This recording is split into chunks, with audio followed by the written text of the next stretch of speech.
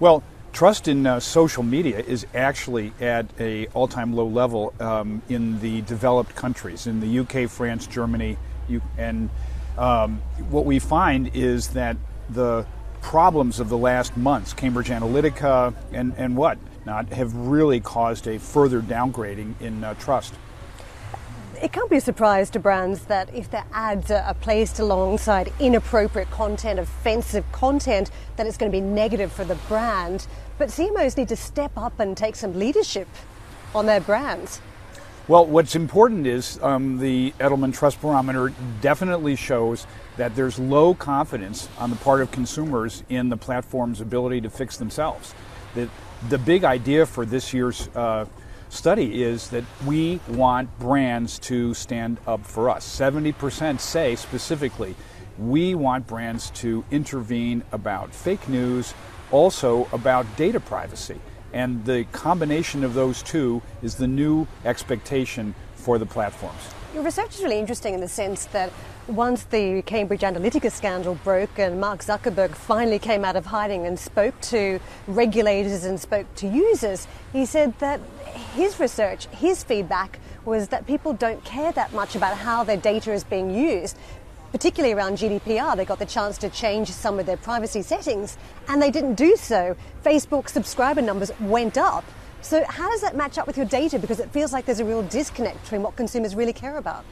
I think that there's actually the danger of the pollution of the entire marketing ecosystem. We even find that something like 60% of consumers don't want to have be followed around in the store by data. They actually don't find an explicit trade-off that is worth it to them between, you can get a good deal because I know you're interested in that product, versus being followed around. They want explicit permission at every level of transaction. Like, do I go for this or do I not? As opposed to sort of implicit.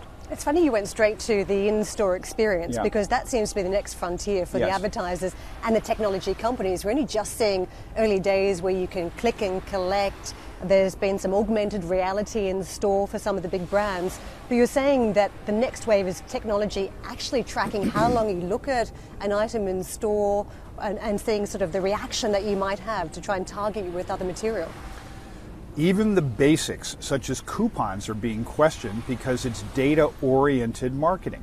And that's why brands really must step up right now. They have to demand things like transparency about influencers on YouTube. Who is sponsoring this influencer? How much is that person being paid?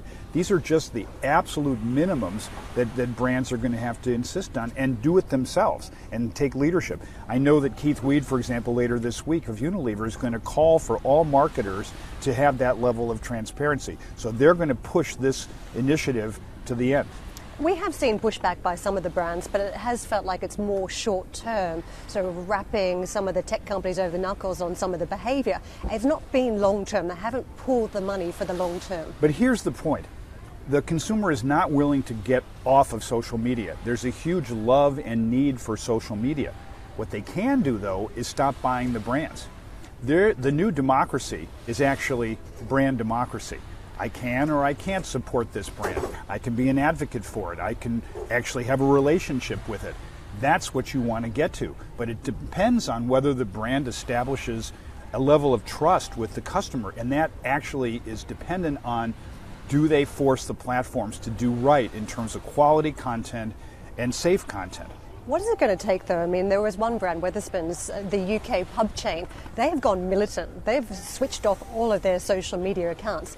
Is that what brands need to think about if they're not getting the right response from the likes of Facebook, Google, Amazon? I think this can actually be done constructively. I actually see Facebook moving in the right direction. The transparency about political advertising, for example. Or also in my news feeds last week, I actually got a yes-no on the kinds of data that I want to make available. That's constructive. That's smart. Also, the limited risk content that Google is putting up for brands, for kids, for instance, that's a really important step. And so I think marketers and brands must really push this with the platform so that the consumer at the other end feels confident that there's forward momentum. There's another player coming in the mix, and everybody's talking about the Amazon effect coming to the advertising industry this year. It's not just Facebook, it's not just Google that have had the lion's share of the revenue. Now Amazon's going to come in and nudge some of the competitors in that space. Do you think that's going to make a difference for the marketers and also for the consumers?